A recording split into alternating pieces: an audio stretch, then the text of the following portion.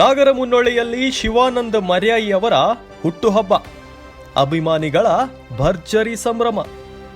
ಹೌದು, ಚಿಕ್ಕೋಡಿ ಜಿಲ್ಲಾ ಯುವ ಕಾಂಗ್ರೆಸ್ ಪ್ರಧಾನ ಕಾರ್ಯದರ್ಶಿ ಹಾಗೂ ಎಸ್ಎಂ ಫೌಂಡೇಶನ್ ಅಧ್ಯಕ್ಷರಾದ ಯುವ ಹೋರಾಟಗಾರ ಶಿವಾನಂದ ಮರ್ಯಾಯಿ ಅವರ 34ನೆಯ ಹುಟ್ಟುಹಬ್ಬವನ್ನ ನಾಗರಮುನ್ನೋಳಿಯಲ್ಲಿ ಎನ್ಜಿಒ ಬಳಗದವರು ಅದ್ದೂರಿಯಾಗಿ ಆಚರಿಸಿದರು.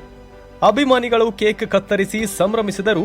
ಯುವಕರಿಗೆ ಸ್ಫೂರ್ತಿಯಾಗಿರುವ ಶಿವಾನಂದ ಮರ್ಯಾಯಿ ಅವರ ಸಮಾಜಮುಖಿ ಸೇವೆ, ಜನಪರ ಹೋರಾಟ ಮತ್ತು ಬಡವರ ಪರ ನಿಲುವಿಗೆ ಎಲ್ಲೆಡೆಯಿಂದ ಮೆಚ್ಚುಗೆ ವ್ಯಕ್ತವಾಯಿತು.